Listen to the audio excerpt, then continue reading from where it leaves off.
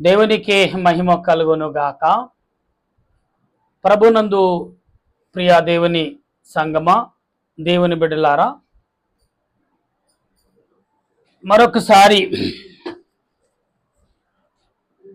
దేవుని యొక్క ఆత్మ బలాన్ని బట్టి, దేవుని యొక్క కృపను బట్టి మరొకసారి మీ అందరికీ వందనాలు, శుభాలు, మరణాత.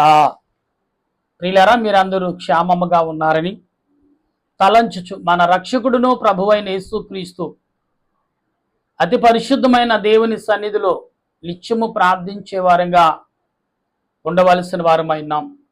ప్రియులారా, ఈ సాయంకాల సమయంలో దేవుడిచ్చిన అనుగ్రహాన్ని బట్టి, దేవుడిచ్చిన కృపను బట్టి మనం ఎంతగానో ప్రార్థన చేద్దాం. ఈరోజు క్రమము కీర్తన గ్రంథము 47 అధ్యాయము ఈ వచనములో సుమారు 11 కూడా ఇక్కడ కనబడుతున్నాయి. ఈ 47 అధ్యాయము మనం గమనించినప్పుడు ప్రియులారా 11 వచనాలు ఈ యొక్క వచనాల్లో కనబడుతున్నాయి. అయితే ఈ 11 ఈ 12 వచనాల్లో మన ఈ 10 వచనాల్లో గమనించినప్పుడు దేవుడు తన ఆత్మీయ కృపను ఆరాధన చేయుట. ఈరోజు వాక్యము ఎందుకంటే ఆత్మ సంబంధమైన ఆలోచన మనం కలిగినాడు గనుక ప్రియులారా, మనము ఎందుకంటే దేవుడు ఏ రకమైన మనకు ఆదరణ చేస్తున్నాడో ఆ రీతిని బట్టి మనం ప్రార్థన చేసే వారంగా ఉండాలి. కనుక ఈరోజు పాఠము కొరకు ప్రార్థన చేద్దాం. ఎందుకంటే ఆరాధన చేసుట, ఈరోజు వాక్యం గ్రంథంలో ఆరాధన చేయుట, అటు విషయాలు మనం దేవుణ్ణి ఆరాధించుట. 47 అధ్యాయంలో సర్వజనులారా చప్పట్ల కొట్టుడి, జయధ్వనులతో దేవునిని గూర్చి ఆర్భాటన చేయుటి, అంటే దేవునిని ఆరాధించుడి. సర్వోన్నతుడా, సర్వాధికారి, సర్వ సృష్టికర్త అయిన మా ప్రభువా, నీ కొందనాలయ్యా. గతించిన ఈ ఉదయకాలం అంతా తోడుగా ఉన్నాం, బలపరిచావు, ఆదరించావు, ఆయుతపరిచావు. నీ మేలు చేత, నీ కృప చేత మమ్మల్ని ఆదరించి ఆయుతపరిచిన మా ప్రభువా, నీ స్తోత్రాలు. ఈ సమయంలో నీ నామాన్ని బట్టి స్తుతించుటకు, నీ నామాన్ని బట్టి ఘనపరచుటకు ఇటు గొప్ప అవకాశం నీ దాసుడిని నాకును నీ బిడ్డలైన వారికి కలగజేసినందుకు వందనాలు. నీ సమయంలో నీ వాక్యమును చేతపట్టి నీ ఎదుటకు, నీ బిడ్డల ఎదుటకు వచ్చి ఉన్నాను. వచ్చిన నా తలంపులు, నా ఆలోచన మరుగు చేసి నాలో నీ ఉండి నీ బిడ్డలతో మాట్లాడమని ఆత్మరక్షణకర్తన దేవదేవుని నామమును అడిగి ప్రార్థన చేయుచున్నాను పరమ తండ్రి, ఆమెన్. తండ్రిని దేవుని సహాయం తోడైండును గాక, ఆమెన్. ప్రియులారా, సర్వజనులారా దేవునికి ఆర్భాటను చేడి, ఆయనని కీర్తించుడి. ఇక్కడ మాట్లాడుతున్న మాటలు, యెహోవా మహోన్నతుడు, భయంకరుడు, ఆయన సర్వభూమికి ఆరాధన భూతుడై ఉన్నాడు. అంటే సర్వభూజనులు ఆయన ఆరాధించేవారైన, అందుకే దేవుడిని ఆరాధించుట ఈరోజు అంశంలో. ఇదంతా దావీదు గారు చెప్తున్నారు. ప్రియులారా, దావీదు గారి గురించి మనం ఎంత చెప్పుకున్నా తక్కువ అవుతుంది. ఎందుకంటే దావీదు గారి యొక్క ఆలోచన, ఆయన క్రియలు ఎన్ని రకాలుగా ఉంటాయంటే ఊహించని రీతిలో ఉంటాయి. ఎటువంటిది అని మనం గమనిస్తూ ఉంటే అటు ఆలోచనతో పాటు మనమును కూడా అటు రీతిలో ప్రార్థించేవారిగా ఉన్నాం. అయితే ఇక్కడ ఆయన ఆయన జలములను మనకు లోబరుచును. ఆయన జలములు అంటే జనములు వేరు, జలములు వేరు. జలములు అంటే నీరు. ఆయన జలములను మనకు లోబరుచును. ఎవరికి? నరులకు లోబరుచును. అది తర్వాత అంటే ప్రజల వాటి కింద అనగద్రొక్కెను. ఇక్కడ మరలా ఒకసారి జ్ఞాపకం చేసుకుందాం. దేవుడు మాట్లాడుచునే మాటలు, లోబర్చును, మన పాదములకు ప్రజలను అనగద్రొక్కెను. తాను ప్రేమించిన యాకోబునకు మహా అతిశయముగా స్వాస్థతమును ఇచ్చెను. అంటే ఏర్పాటు చేస్తున్నాడు. అంటే ప్రజల కొరకు యాకోబుని ఏర్పరచుకున్నట్టుగా కనబడుతుంది. ఇక్కడ మనం అనుకుంటాం మొదటగా ఇషాకును ప్రియులారా రెబెకా మోసం చేసింది అనుకుంటాం. కానీ దేవుడు యొక్క చిత్తాన్ని బట్టి రెబెక్క గర్భములో దాల్చినప్పుడు ఏసేబు మరి ఇక్కడ యాకోబు ఒకరినని ముందుగా కొట్టుకుంటున్నారని దేవునికి మొరపెట్టినప్పుడు దైవజనుడు దేవుని ద్వారా చెప్పిన మాట, ముందు పుట్టిన వాడికి ఏంటి దారము కట్టెము, ముందు పుట్టినవాడు వెనకవాడు, వెనక పుట్టినవాడు ముందు అని సెలవిచ్చింది. ఎందుకంటే ముందు ఏసేబు పుట్టాడు, తర్వాత ఏమో యాకోబు పుట్టాడు. ఈ వచనాలు మనకు కనపడుతున్నాయి. ప్రియుల యాకోబు సంతానంలో నుంచే దావీదు పుట్టుకొచ్చాడు. గమనించాలి మనం. అందుకే యాకోబు 12 గోత్రాలుగా దేవుడు విడగొట్టాడు, విభజించాడు. ఆ 12 గోత్రాల ప్రజలమే నీవు నేను. నువ్వే మతంలో ఉన్నా, ఏ జాతిలో ఉన్నా, ఏ ప్రాంతంలో ఉన్నా, ఏ భాషలో ఉన్నా, ఎక్కడున్నా, ఏ ఖండములో ఉన్నా, ఏ దిక్కునున్నా, నలుదిక్కులే ఉంటాం. తూర్పు, ఉత్తరం, దక్షిణం, పనమటం, ఈ నలుదిక్కులే మనం ప్రజలు ఉండేది. దేవుడు తన రాకడ కాలము తర్వాత 4 దిక్కుల వాయుములను బంధించును. ప్రియులారా, కొన్ని దిక్కుల గాలిలు, కొన్ని దిక్కుల వాతావరణం ఎలా ఉంటుందంటే మనిషిని ప్రశ్నించుకునే విధముగా ఉంటుంది. కొన్ని దిక్కులు గాలి కానీ వాతావరణం కానీ మనుషులకు ఆదరణిచ్చేదిగా ఉంటుంది. కొన్ని దిక్కులను ఒక వాతావరణం ప్రకృతి ఎలాగుంటుందని గద్దించేదిలాగా ఉంటుంది. 4 దిక్కుల వాతావరణం 4 రకాలుగా ఉంటుంది. ఇది మనం గమనించాలి. ఇక్కడ ఆర్భాటముతో ఆరోహమయమును, ఇక్కడ దేవుడు ఆర్భాటముతోనూ ఆరోహమయను బూర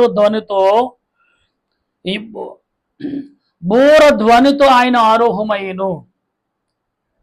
దేవుని కీర్తించుడి, కీర్తించుడి, మన రాజును కీర్తించుడి, కీర్తించుడి. దేవుడు సర్వభూమికి రాజు అయ్యున్నాడు, రమ్యముగా కీర్తనలు పాడుడి. దేవుడు అన్యజనులకు రాజు అయ్యున్నాడు. ఇక్కడ అంటున్న మాట. తర్వాత తన పరిశుద్ధమైన సింహాసనమై అంటే తన పరిశుద్ధమైన నివాసం మీద ఆసీనుడైనాడు. జనముల దారు అబ్రహాము యొక్క దేవునికి జనులై కూడుకుని ఉన్నారు. అంటే అబ్రహాము జనములుగా, దేవుని జనములుగా కూడుకున్నారు. ఇక్కడ దేవునివి ఆయన మహోన్నతుడాయను. ప్రియులారా, ఈ యొక్క మాటలు కీర్తన గ్రంథం దావీదు గారు చెప్పుచున్న మాటలు. దేవుడు ఎంతటి వాడు, ఎంత శక్తిమంతుడు, ఎలాంటి వాడు అనే మాటను ఇక్కడ దావీదు గారు చాలా స్పష్టంగా చెప్తున్నాడు. ప్రియులారా, ఎందుకు ఈ మాటలు దావీదు గారు మాట్లాడుచున్నారు అంటే ఇక్కడ మనం అర్థం చేసుకోవాల్సిన చాలా విషయాలు ఉన్నాయి. ప్రియులారా, దేవుడు ఎందుకు మాట్లాడుచున్నాడు అంటే ఆత్మ సంబంధమైన మాటలు దేవుడు కనపడి మాట్లాడుచున్నాడు. ప్రియులారా, దేవుడు ప్రతిదీ కూడా ఆత్మ సంబంధమైన మాటలుగా మనకు అందిస్తూ ఉంటాడు.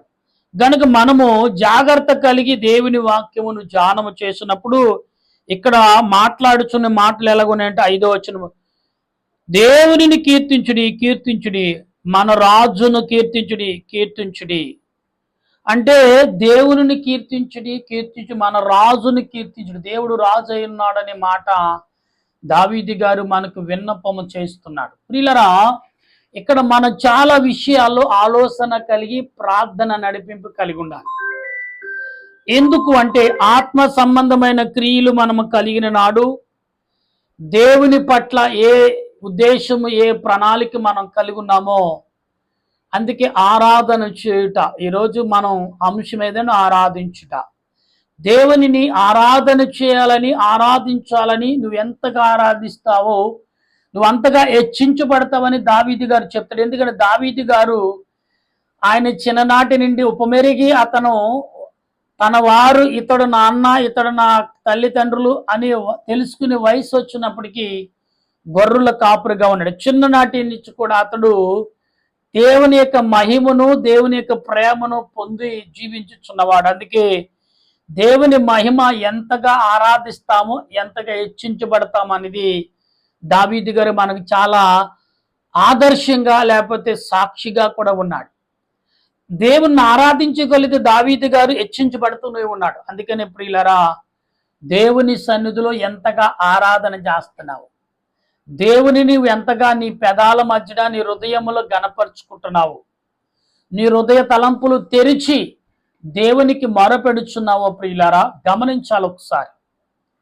ఎందుకంటే ఆత్మ తలంపులు కలిగిన నీకు దేవుడు వివేకుడై ఆత్మస్వరూపుడై ఉన్నాడని మాత్రం మర్చిపోవద్దు.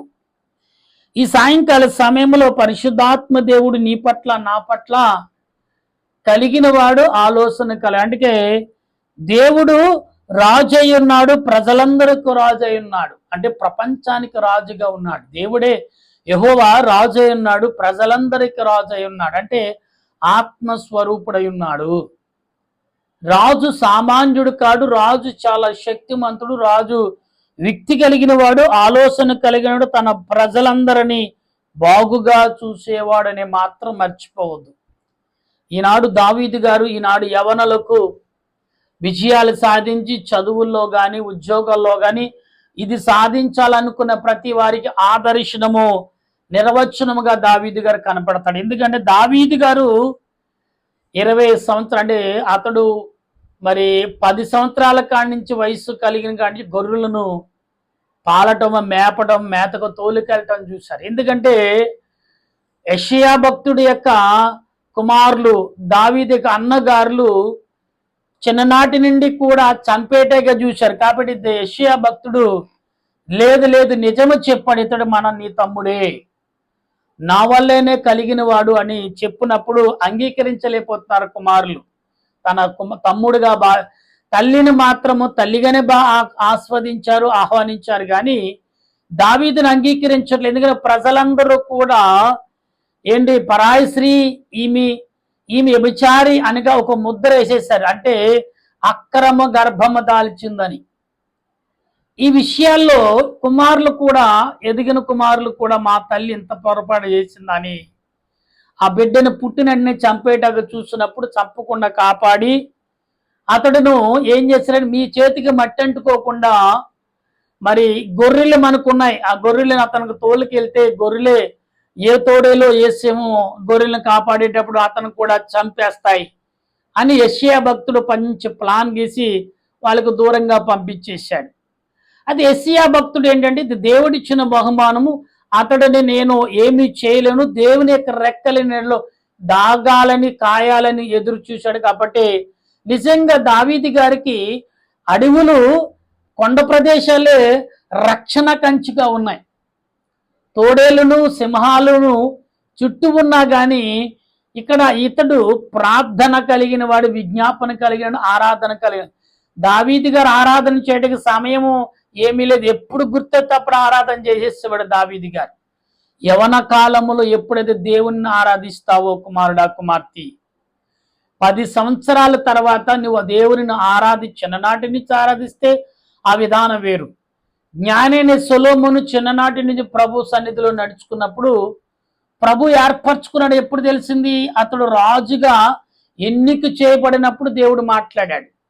నీకేమి కావాలి కుమారుడా అని ప్రభువు అడిగినప్పుడు చిత్తము తండ్రి, ఎందుకంటే దావీదు గారు తన కుమారుడిగా ప్రభు ఏ రకంగా మాట్లాడతాడు చెప్పాడు సొలొమోను గారికి. అయితే సొలొమోను గారు అన్నాడు, తండ్రి ఏమి కావాలి నా కుమారుడు అంటే, తండ్రి వలె అడుగుతాడంటే కాను, తండ్రి కంటే గొప్పగా అడిగాడు. తండ్రి నీ కృపను నీ ప్రేమను నాకుంటే చాలు అన్నాడు. జ్ఞానమును తెలివిని, అంటే దేవుని ప్రేమ దేవుని జ్ఞానం ఉంటే చాలు అనే మాటను మాట్లాడినట్టుగా లేఖనం చెప్తుంది. కానీ దేవుడని యెహోవా ఏమించాడు, దావీదు సొలొమోనుకి మొత్తం ఇచ్చేశాడు. అందుకే సొలొమోను ధనములో ప్రపంచములో అంత ధనవంతుడు లేడు, ప్రపంచంలో అంత జ్ఞానవంతుడు లేడు, ప్రపంచంలో అంత వీరుడు లేడు, అంత ముందు చూపు కలిగిన మనిషి కూడా లేడని చరిత్ర చెప్తుంది, లేఖనాలు చెప్తున్నాయి. అందుకే యవనస్తులారా, మీరు మాత్రము ఏ పాటు వారు అయినా ఎటువంటి వారైనా మీరు చాలా శక్తిమంతులని గమనించాలి. అది కుమార్తెలైనా కుమారులైనా. యవన కాలములో దేవుడు తన కాడి మోసే యోగ్యులుగా వాడుకుంటాడని మాత్రం మర్చిపోదు. ఎలాగైనా వాడుకోవచ్చు. మంచి పని చేయటమో, దానము చేయటమో, లేదా ఎవరికైనా ఇది కూడా పరిచర్య. దేవుని వాక్యము చదవటము, దేవుని వాక్యము నిమిత్తం ప్రార్థన చేయటం. మేము సేవ చేయాలనుకున్న వారికి మొదట ప్రార్థన నడిపింపు కావాలి. ప్రియులారా, చేపలు మనం తినాలని తన ఒంటి నుండి నీసి పోగొట్టాలి. నీసి పోగొట్టగలంటే బండ అనేసి తోమాలి. అప్పుడే దానిలో ఉన్న తన చేపలోని నీసు వాసన పోయి ఒరిజినాలిటీ వచ్చి తన శరీరము మరి నీసు వాసన పోయి వండుకుటకు మనుషులు మానవుడు తినటకు అవకాశం ఉంటుంది. అంటే నీలో ఉన్న క్రియలు, నీలో ఉన్న పాపము, నీలో ఉన్న ద్వేషము, నీలో ఉన్న అసూయ, నీలో ఉన్న తల్లిదండ్రులు నేర్పిన అసూయ, స్వార్థం, అక్రమం ఇవన్నీ కూడా బండకేసి తోమనట్టు, చేప తోమనట్టు మనలో ఒక్కొక్కటి పరిశుద్ధాత్మ దేవుని ఆరాధించే కొలది అవి తొలగిపోతాయి. నువ్వు ప్రత్యేకంగా తొలగించలేవు. ఆరాధన చేస్తే చాలు, దేవుని ఆటోమేటిక్గా దేవుని ఆత్మే నీలో ఉన్న అపవిత్రమైన క్రియలన్నీ కూడా తొలగిస్తూ ఉంటుంది. ఇవాళ దావీదు గారు నీకు నాకు బోధిస్తున్నది అంటే దేవునిని ఎడతెగగా సమయము లేక సమయము అపసమయ ఏ సమయమైనా కానీ ఆరాధన చేయండి అని. దేవుని ఆరాధించాలి. ఆరాధించినాడు ఖచ్చితంగా దేవుని సన్నిధిలో విజ్ఞాపన కలిగి ఆయన పెట్ల ప్రేమ, ఆత్మీయత, సన్నిధి, ఆదరణ కలిగిన వారిగా ఉంటాం. కాబట్టి ప్రియులారా, ఈరోజు నీవు కానీ నేను కానీ మనమందరము కూడా దేవుని సన్నిధిలో ప్రార్థన నడిపింపు కలిగి ఉన్నామా? దేవుని సన్నిధిలో విజ్ఞాపనకర్తలుగా జీవిస్తున్నామా? దేవుని సన్నిధిలో ఆరాధన చేసే వారంగా అన్నీ చేస్తే దేవుడు నీ పనిని ఆయన చేస్తాడు. అందుకే అన్న, నా పని నువ్వు చేస్తున్నావు, నా పట్ల అనేకుల కొరకు ప్రార్థన చేస్తాను, నా యొద్దకు వచ్చావు, నీవు నీ కోసం చేసుకుంటాననుకున్నాను, కానీ నీవు అనేకుల కోసం చేస్తాను. ఎందుకంటే చాలా మంది దేవదాసయ్య గారు అన్న మాట ఏంటంటే, నీ కంటికి ఏదైనా ప్రమాదం కానీ ఏదైనా ఏదైనా అపవిత్రమైన కనపడడం దానికోసం గద్దించి ప్రార్థన చేయమన్నారు. నీ చెవికి ఏదైనా వినరాని మాటలు కానీ వినరాని పదాలు కానీ అవి నీ చెవికి వచ్చంటే దాని నిమిత్తం గద్దించి ప్రార్థన చేయమన్నారు. ఎవరైనా సహాయం కొరకు ప్రార్థన చేస్తే ఖచ్చితంగా ప్రార్థన చేయమని. ఎందుకంటే అవతల వారి యొక్క నీ ప్రార్థన మీద వారి సహాయము ఆధారపడి ఉంది కాబట్టి మీరు ప్రార్థన చేయండి అని చెప్పారు. పైగా మరేమన్నారు, ఏ మతాన్ని కానీ ఏ కులాన్ని కానీ ఏ మనిషిని కానీ దూషించవద్దు, ద్వేషించవద్దు అన్నారు. తర్వాత ఏమన్నారు, నీవు తెలియని విషయాలు ఏదైతే ఉన్నాయో, నీకు తెలియని విషయాలు ఏదైతే ఉందో ప్రభువుని అడుగు తెలుసుకోమన్నారు. అంటే ప్రభువుని అడగటం వల్ల ప్రభువే నీకు కావలసిన సమయంలో జ్ఞానమును, తెలివిను, వినయమును, విధేయత ఇచ్చేవారని తండ్రిని దేవదాసయ్య గారు చెప్పారు. ఎందుకంటే ఇదంతా ఆయన గ్రంథాల రూపంలో నేర్చుకున్నది కాదు, పరిశుద్ధాత్మ ద్వారా కలిగి ప్రార్థన చేసి ఆరాధన చేసి సంపాదించుకున్నది ఈనాడు మనందరికీ అందిస్తున్నారు. ఈనాడు ప్రవక్తలు చాలా మంది ఉన్నారు. దేవదాసయ్య గారు కానీ, ఏసన్న గారు కానీ, తర్వాత ఆర్ఆర్ మూర్తి గారు కానీ, పురుషోత్తం చౌదరి గారు కానీ, అలాగే చూడండి మరి సాధురు సింగ్ గారు కానీ, ఇంకా ఇలా భగత్ సింగ్ గారు కానీ, ఇలాగ ఎందరో ఇలా చాలా మంది. భగత్ సింగ్ అంటే వేరే రకంగా అనుకోకండి, అంటే అలాంటి వారు పరిచయలో దేవుని కొరకు. అమెరికా ప్రెసిడెంట్ భగత్ సింగ్ అంత గొప్పవాడే 2 చేతులు బయట పెట్టి, నేను వచ్చాను తిరిగి వెళ్ళిపోతాను, నేను ఎలాగైతే వచ్చాను లోకానికి అలాగే వెళ్ళిపోతా. ఎందుకంటే ఆ వ్యక్తి ఏమడిగో, నా కలిగిన ధనమంతా నేను వెళుతున్న నా దేహం వెళుతున్న వెనకాల పంచిపెట్టండి అన్నాడు. అంటే ఏంటి, నేను ఇంతవరకు దేని కొరకు పరిగెత్తానో నేను పట్టుకెళ్ళలేకపోతున్నాను. అందుకబట్టి సమాధి బయట ఆ పెట్టులోంచి 2 చేతులు బయట పెట్టమన్నాడు. ఎందుకంటే నేను ఉట్టినే వెళ్ళిపోతున్నాను, నేనేం పట్టుకెళ్ళలేకపోతున్నాను. కాబట్టి మీరు కూడా ఇప్పుడైనా మెలకు కలిగి ఉండని ఒక నీతిని బోధించాడు ఆనాడు. ప్రియులారా, ఈనాడు మనకు దావీదు గారు చెప్తున్న మాటలని ఆత్మ సంబంధమైన మాటలు నేర్చుకుని ఆరాధన చేసినాడు. ఎప్పుడైనా ప్రభు నీతోటే ఉంటారని సెలవిచ్చిన మాటలని మనందరూ గ్రహించి ప్రార్థించే కృపను ఆ దేవదేవుడు ఇప్పుడు ఎల్లప్పుడు సదా తోడుగా ఉండి ముందుకు నడిపించును గాక. ఆమేన్. ప్రార్థన చేద్దాం. దయగల తండ్రి, ప్రేమగల రక్షక, వందనాలు. కరుణామయుడ, స్తోత్రాలు. సృష్టికర్తమైన ప్రభువా, నీకు వందనాలు చెల్లిస్తున్నాను. ఈ సమయంలో మా ప్రియులు నీ బిడ్డల కొరకు ఆరాధన, దావీదు నిత్యము ఆరాధన చేశాడు, అందుకే విజయాలు సంపాదించుకున్నాడు. ఎప్పుడు దేని కొరకు ఏ క్షణము ఆరాధన చేయాలో తెలిసిన వాడు, వాళ్ళును వీలును ఎరిగిన వాడు, రోజుకు 3 మార్లు యవనుడైన దావీదు ప్రార్థించాడు.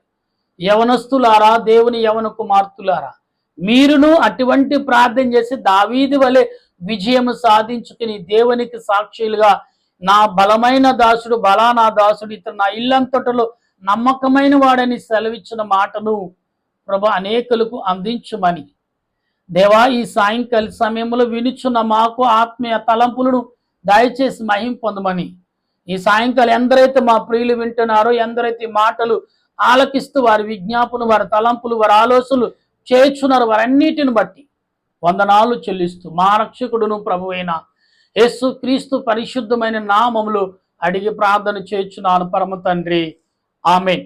మన తండ్రి అయిన దేవుని కృపా, త్రియేక దేవుని సన్నిధి సహాయము ఇప్పుడు ఎల్లప్పుడు మాకు, మా బిడ్డలకు, మా బంధుమిత్రులకు, స్నేహితులకు, వినుచున్న వారందరికీ నీ ఆత్మ నడిపింపు తోడై నీ రాకడకు సిద్ధపరచును గాక. ఆమేన్, ఆమేన్, ఆమేన్. మీ అందరికీ వందనాలు. మరణాత.